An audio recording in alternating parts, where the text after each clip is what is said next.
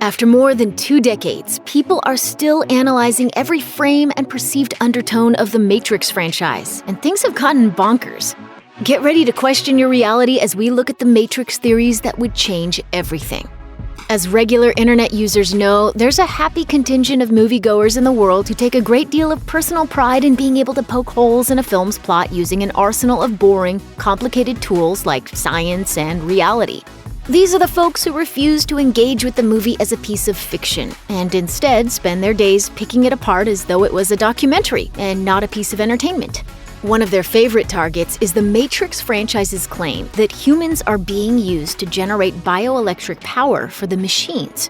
The nerd community was quick to point out that this was a pretty inefficient way to do things, since a person's body would, by necessity, consume more power than it could ever put out. It's a little bit like trying to run a battery charger on the batteries it was charging. But what if we told you that all of that was a lie? You've been living in a dream world, Neo.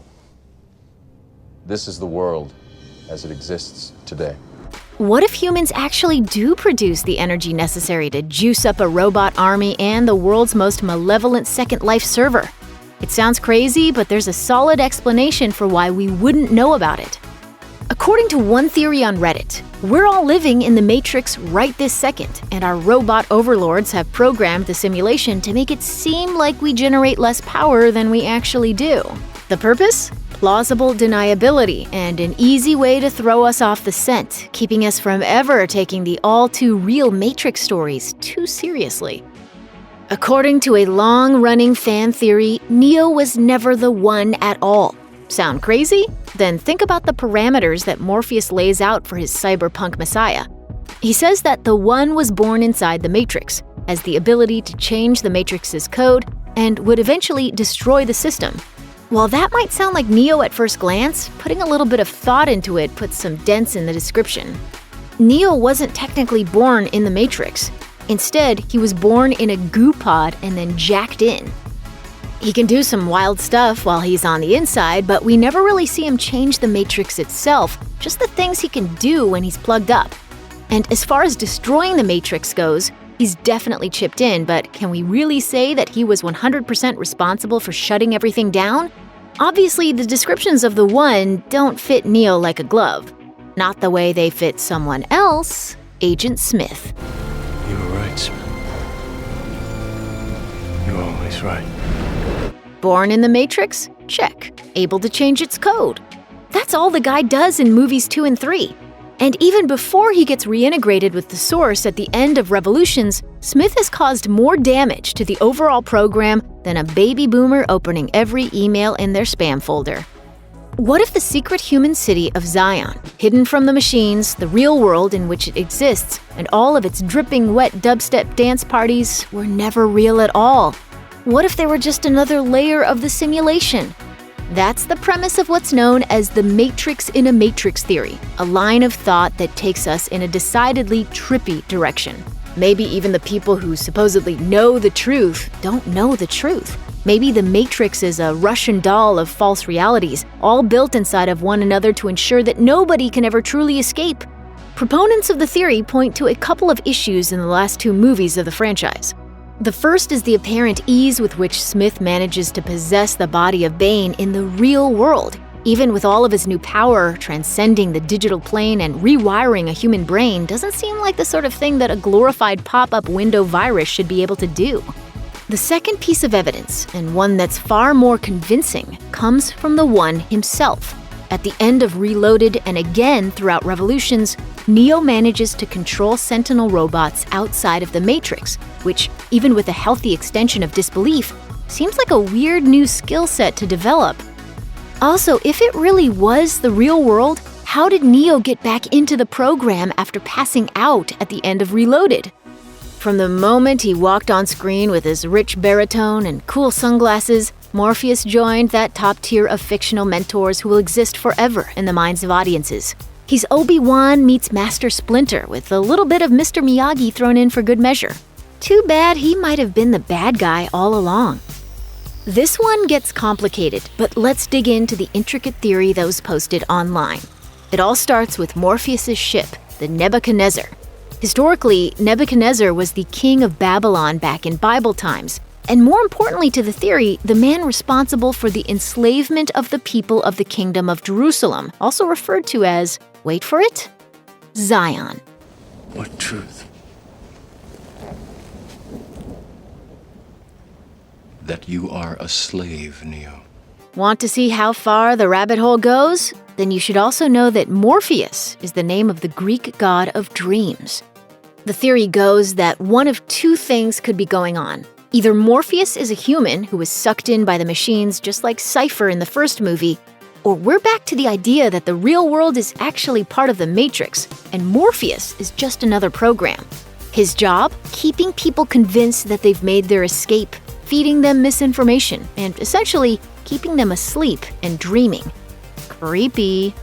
One of the most popular complaints about the third Matrix movie is that it lacked the usual amount of explosions. The first two pictures in the series had their fingers on the pulse of the audience's love of watching stuff blow up. Part 3, on the other hand, was more focused on thoughtful chats, Christ allegories, and rather than giving the core cast a big final fight scene, it mostly reserved its big action sequences for CGI squids fighting secondary characters that, let's be honest, nobody really cared about. Instead, we learned about programs that were really interested in getting their kid into a good school. So what was the deal with the little girl who Neo runs into in the train station anyway? Sure, a humanizing moment for the perceived villains of the film is always welcome, but it seemed like a lot of time was dedicated to Sati and her family. According to one theory, that's because she was a lot more important than you might have realized. Some folks are of the opinion that Sati isn't the purposeless program that her dad makes her out to be. Maybe, they suggest, she's a potential upgrade to the Oracle. First of all, it's said that her mother was a software engineer, which would certainly help. But let's not forget what the Wachowskis love best: symbolism. During the Matrix Revolutions, we get to see Sati helping the Oracle to make cookies. Cute? Certainly. But it could also be an image of a young program with a lot of importance partaking in an act of creation with the mother of the Matrix. One in the long line of theories devoted to explaining how Neo gets his real-world superpowers, this puppy gets sinister. According to one fan theorist, Neo's meeting with the architect in The Matrix Reloaded has more significance than we're led to believe. Everything that the architect tells Neo is true. There have been 6 versions of the Matrix, and Neo has appeared in every one, eventually leading to a complete system reboot. What he doesn't tell Neo is that this time around, he's decided to use the one's penchant for choosing the door on the right to lure him into a trap. The architect has made a whole new program, specifically designed to convince Neo that everything is going according to prophecy. It's a matrix within the matrix built only to make Neo think that he's an unbeatable messiah with abilities that extend into the real world. The theory also points out that from this point forward, there's a new Oracle, and that she speaks in a more condescending and long-winded fashion than we've seen before, leading the theorists to believe that she's actually the architect in disguise. And if that's not too weird for you, the whole thing eventually spirals into an argument that the John Wick movies are all part of Neo's new dream world too. Maybe that's why we never see dogs in The Matrix, just that one weird cat. And maybe why Keanu Reeves doesn't seem to have aged more than a couple months between The Matrix and John Wick. People keep asking if I'm back, and I haven't really had an answer. But now, yeah, I'm thinking I'm back. If you keep a sharp eye out and really pay close attention, it's possible, just maybe possible, that you noticed how the CGI in The Matrix Reloaded gets a little funky. The scene where this phenomenon is most obvious has to be the fight between Neo and the army of Agent Smiths. Faces get rubbery, clothes sort of flap around like capes in a World War II-era superhero cartoon, and even the sound effects go weird.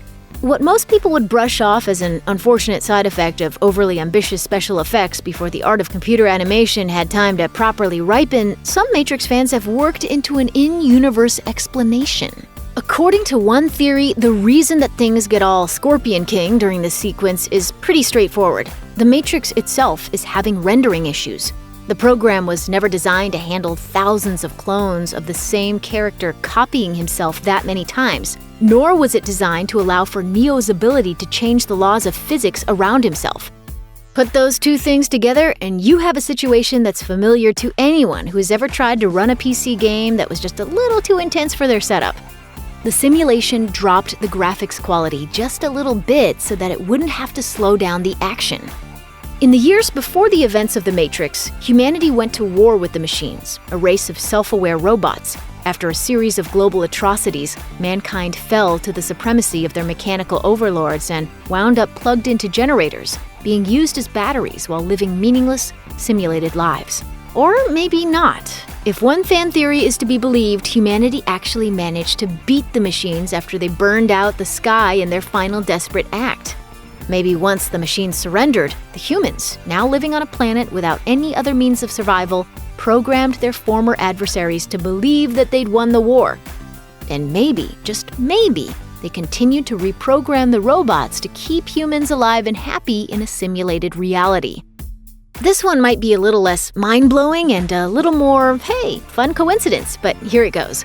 Maybe, just maybe, Star Wars is just another level of The Matrix.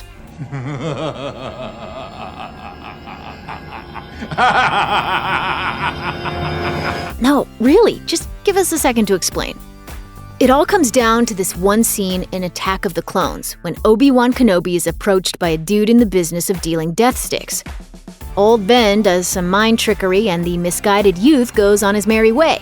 But wait, eagle-eyed viewers might notice that the death stick entrepreneur is played by none other than Matt Doran, the actor who played Nebuchadnezzar crew member Mouse in the first Matrix movie. He's the kid who gets excited about how he'd programmed the woman in the red dress in Neo's first training exercise who distracted the One from all the exposition. You might also recognize the woman in the red dress as Australian actress Fiona Johnson, who shows up in the same scene from Attack of the Clones as a bar patron. Sound a little too flimsy? If so, well, there's nothing to see here. Move along.